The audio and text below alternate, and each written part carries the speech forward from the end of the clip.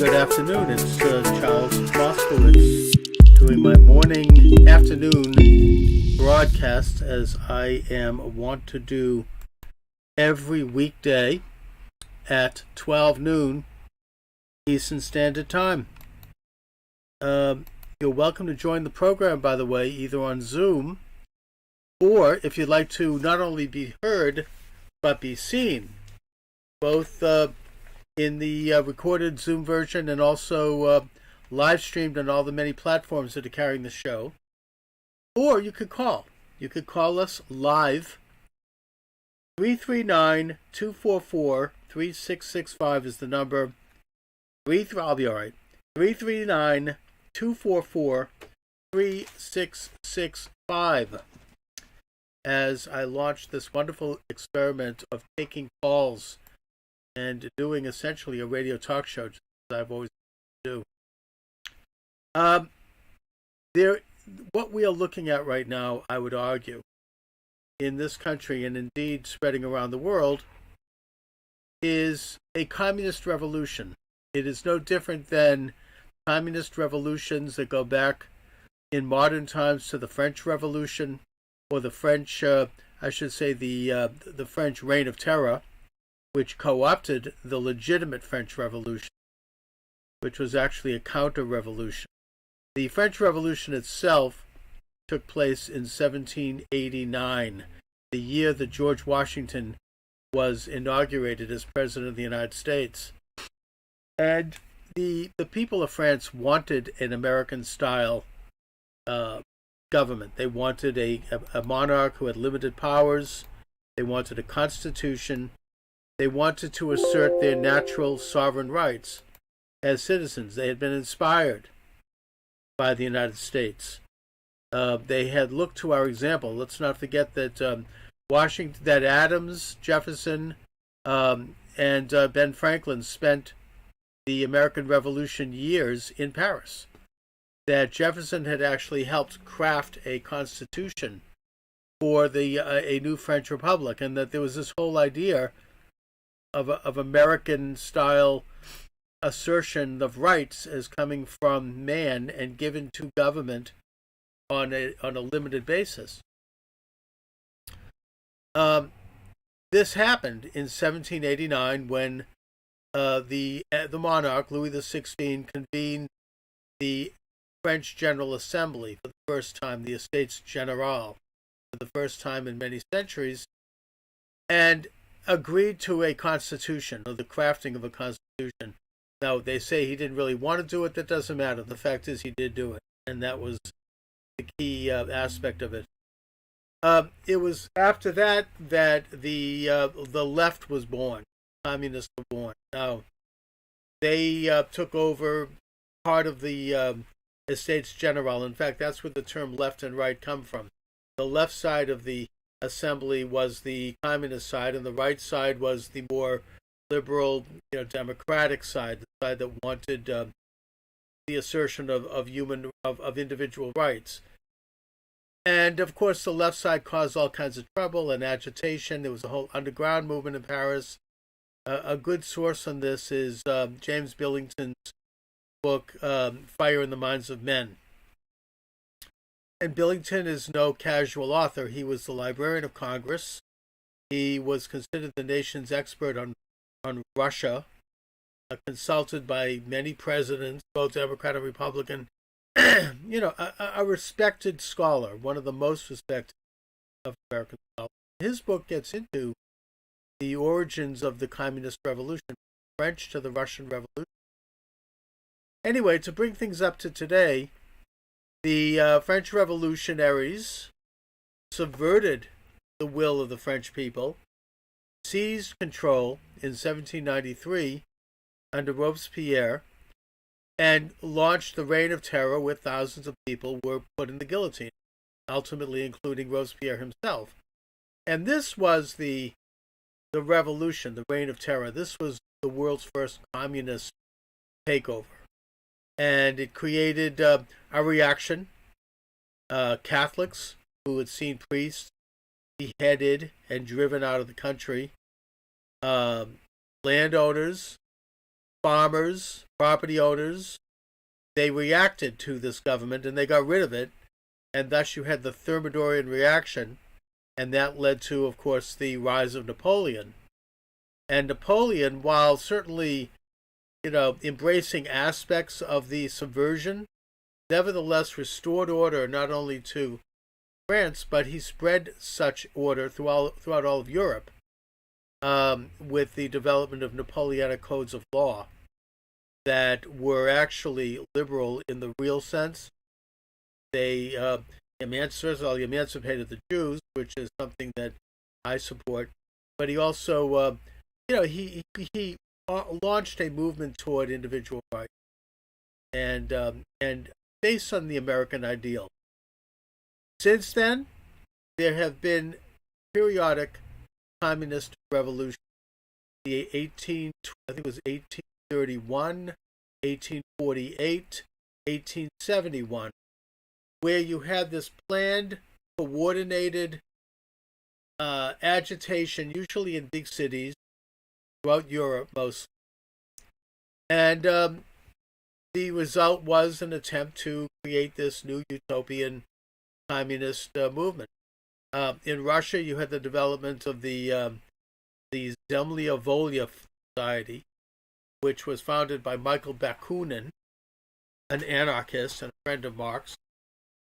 And they started, they patented this idea of the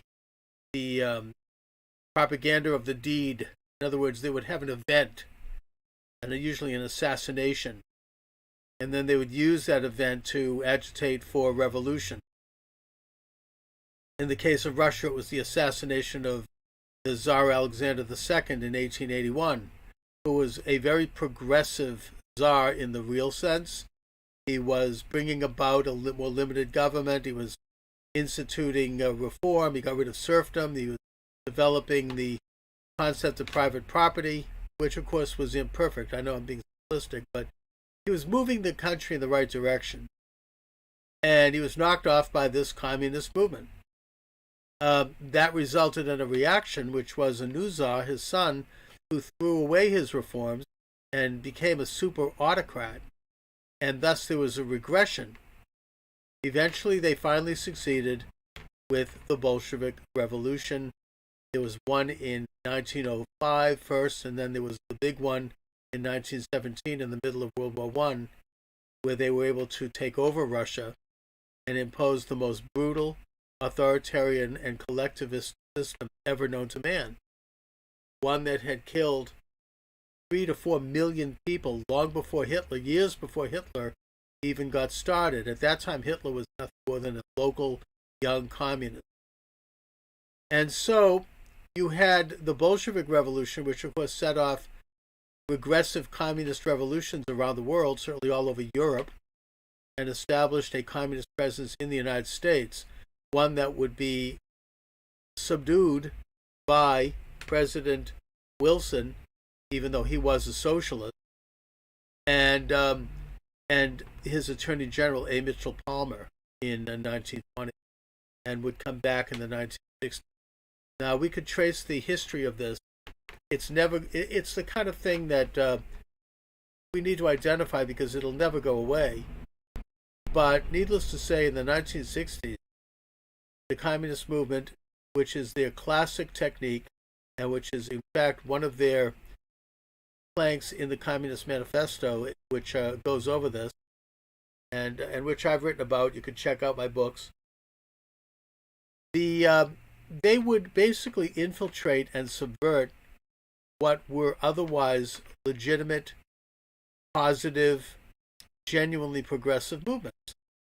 And this has been the model ever since. I mean, they certainly subverted the civil rights movement of the 1960s, which was a movement toward a greater enfranchisement of American citizens. It was a Christian movement, actually. It was a movement that was supported primarily at that time by conservatives and by the Republican Party. And they came in, they subverted it on the street by burning down cities, in some cases destroying predominantly minority neighborhoods and hurting black business and creating poverty and suffering in major cities across the United States, including Detroit, Newark, and other various neighborhoods, Chicago and other cities. And these were neighborhoods that would never really recover. These were lives that would be lost, ambitions that would be thwarted for a generation and continue to be, because of these agitators who did it in the name of civil rights, who wanted to use black people to perform their own revolution, which had nothing to do with civil rights, it had to do with collectivism and the demented idea of utopia. And thus they continued on. I mean, it had the scissors effect.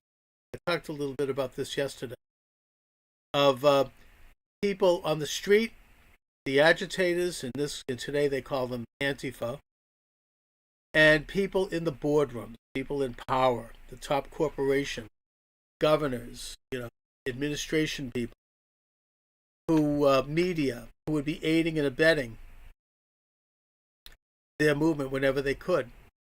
And so you had the blade from above, the powerful, and the blade from below, the street agitators, working together in unison to cut up the American freedom.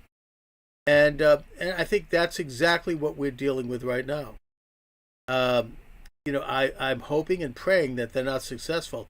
Now, of course, in the 1960s, with the destruction of, as I mentioned, predominantly minority neighborhoods at the hands of communist agitators, came in mostly from the outside. People like Saul Alinsky in Chicago, people who worked the streets but also worked the boardrooms and engaged in what we might call Fabian socialism, changing the laws, consolidating power, all in the ultimate name of world socialism. That they had their successes. They were able to create massive federal agencies and growth in government power, a sense that government is the source of rights, not the people under God. They used policies that destroyed families, particularly minority families. They had anti-business policies that hurt the development of business and the growth of business in the black community in particular. And I think that black people are natural entrepreneurs. They wanted to get into business, and they were getting into business and are getting into business. But this leftist agenda tried to thwart that. Keep people poor, keep people dependent, get them dependent. They worked their way and wormed their way into education, as I mentioned yesterday, with their agenda to turn education from one where our children would be taught to think cognitively, think on their own, to becoming behaviorist guinea pigs.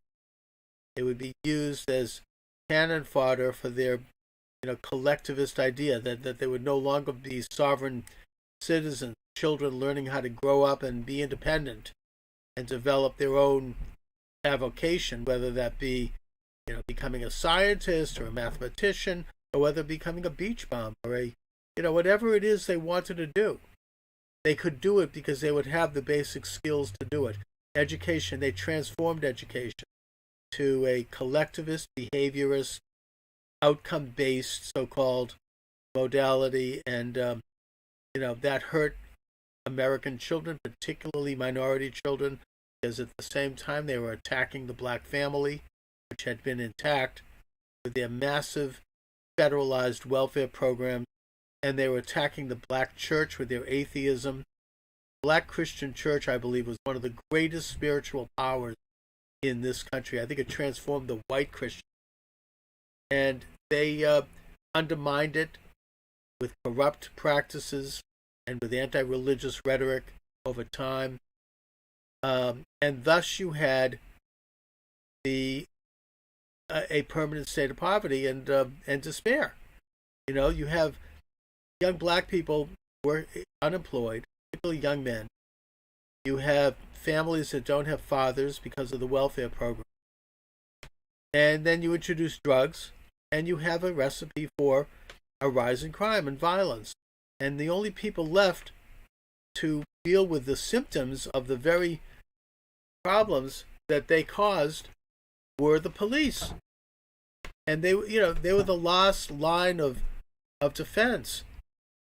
And sure, now they focus on destroying the police by pointing out, and rightfully, that there are some very bad police, like the cop who killed, really in cold blood, George Floyd in Minneapolis. This was a crime. He should be convicted of murder, in my opinion. I hope he is. And that there are problems in the police departments, as I mentioned yesterday, with regard to codes of omerta. That you don't turn in a bad fellow officer, and that the police patrolmen's associations do. They have a Masonic-like structure where you take an oath. It's not healthy, and it's not good, and it needs to be reformed. That's a given. But the fact of the matter is that the 99% of police who are good are doing a very difficult job. They go out and they risk their lives trying to keep their communities safe and trying to keep the black community safe. Where you have 99% of the citizens trying to live a productive life, trying to get to work, trying to have a family, just like everyone else.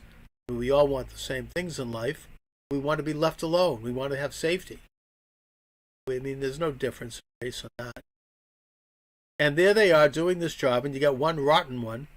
And rather than trying to solve a problem by maybe bringing in community overseers, by making sure that people are investigated properly, by putting bad cops, out of the system, which would have been done in Minneapolis had it not been for Amy Klobuchar, who had been district attorney at the time and who gave this cop a pass, even though he'd already murdered someone. You have a system that makes sure that the bad cops are weeded out. It's not that difficult. It can be done. And that gets rid of and dismantles these leftist programs and these leftist ideas that have been so damaging to the black community. But now we're dealing with the symptom, which is that we have a bad cop in this case and in other cases.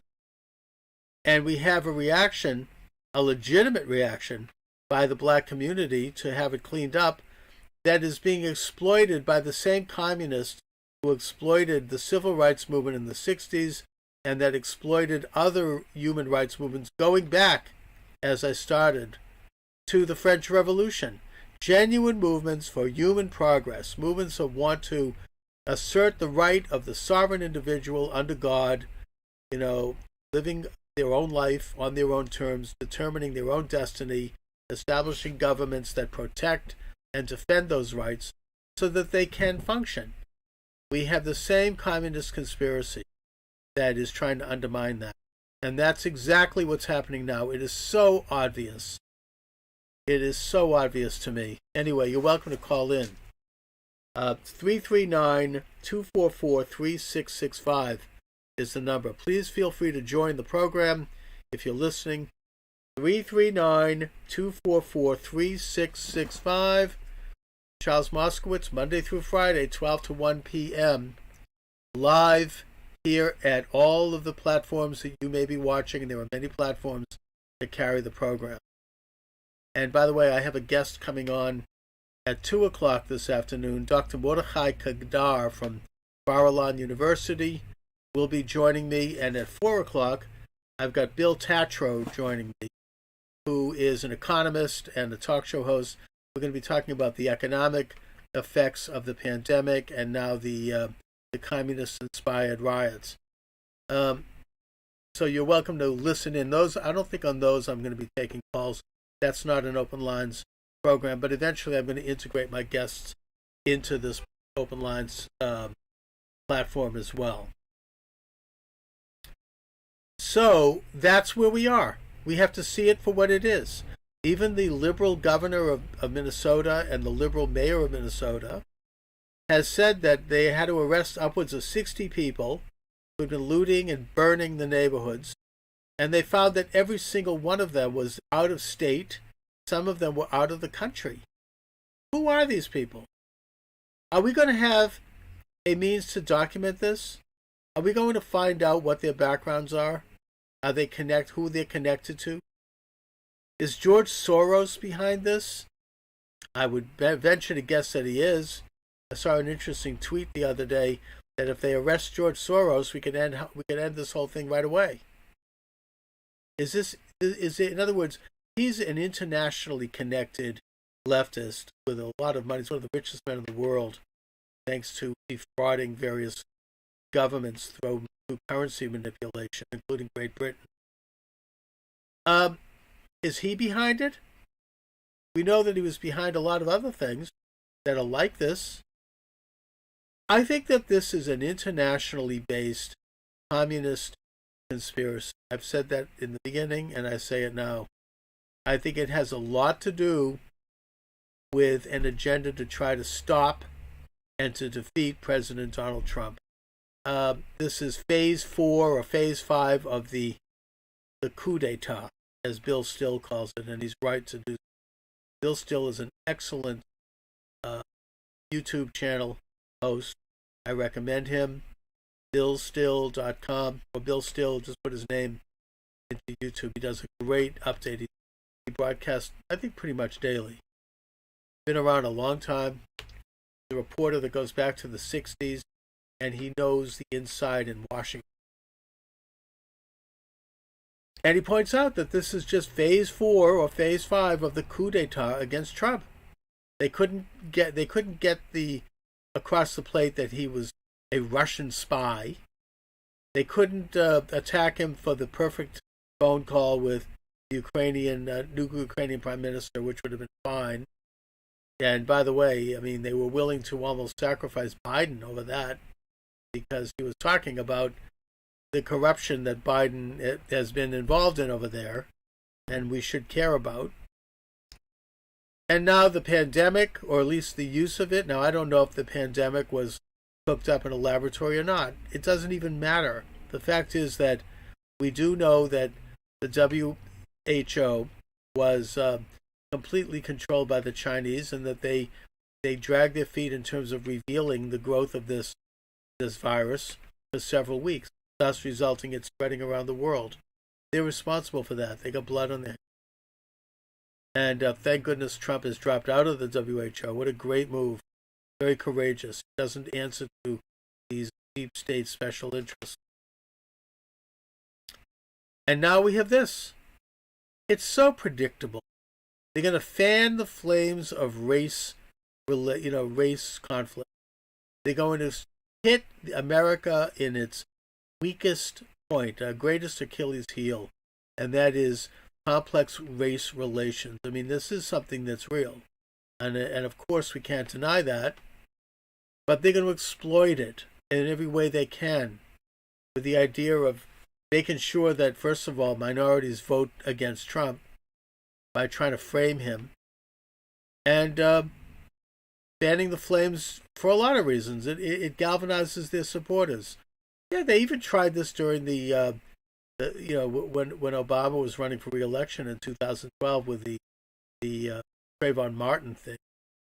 It was misconstrued and falsely portrayed as a race thing. Turns out that the guy that killed Trayvon Martin wasn't even white. Didn't matter. And that this was used as a subtle message, like a dog whistle, to remind Americans that anyone who does a goose step to the left, anyone that doesn't vote Democrat, isn't really black, as Biden himself said, but isn't really on the right side, isn't progressive. And at the same time, it galvanized people and it energized them. Oh, we're outraged over this. Look at this person. Probably, not one of us. He's a Republican.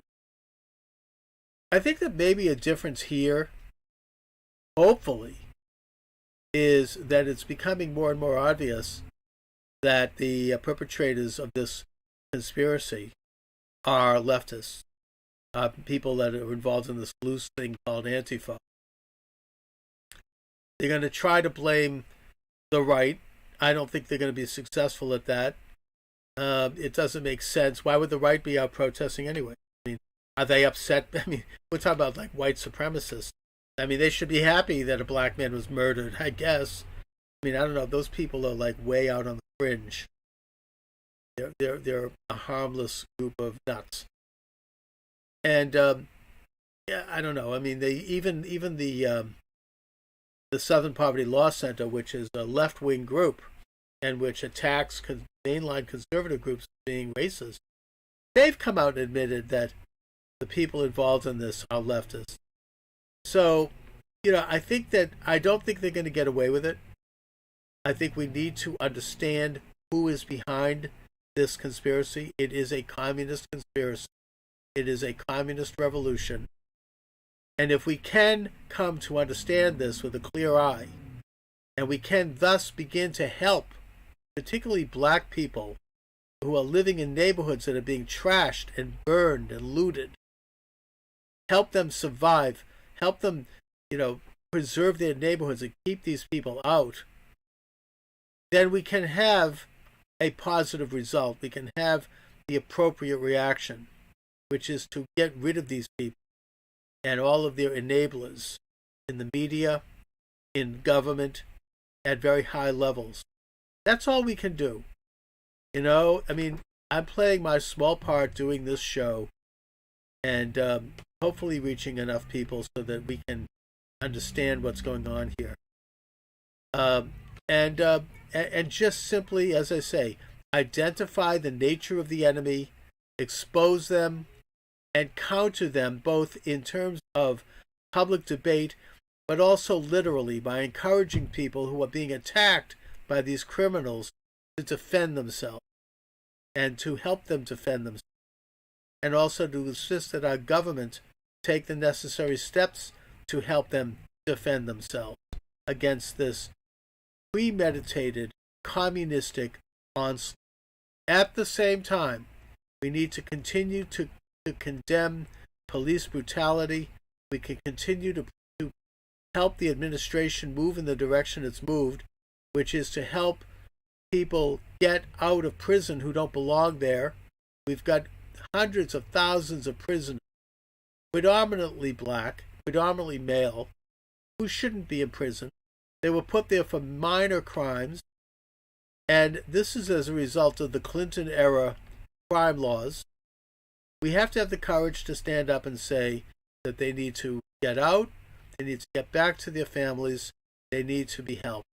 And I think that President Trump has already done that. That's something that has had bipartisan support. We need to continue emphasizing that while at the same time defeating this communist conspiracy that is against all of us, that is against America, and that is against our free-oriented way of life. Anyway, on that note, I don't think I have any callers or guests today, so I think I'm going to pretty much wrap it up, as they say. On that note, I have guests coming in later today on both. They'll be live streamed, but I'm not going to be inviting calls, and those will be recorded as well.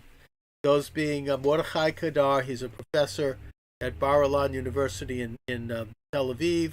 We'll be talking about Israeli politics. I also want to ask him a little bit about the state of Judaism in Israel today.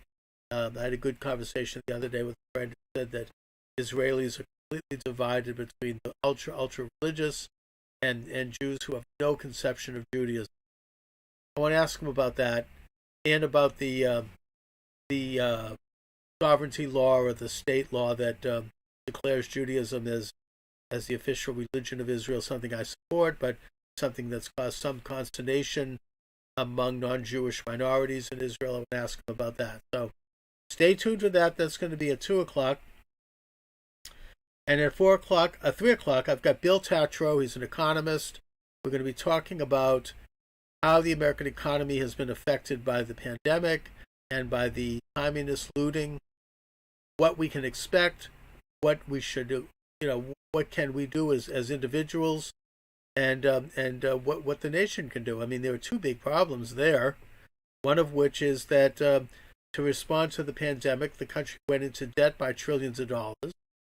And secondly, and even more importantly, the lockdown, which it's becoming more and more apparent was not wise, but that's the policy, has seriously damaged smaller businesses, particularly people who are not trying to get by on a shoestring oftentimes.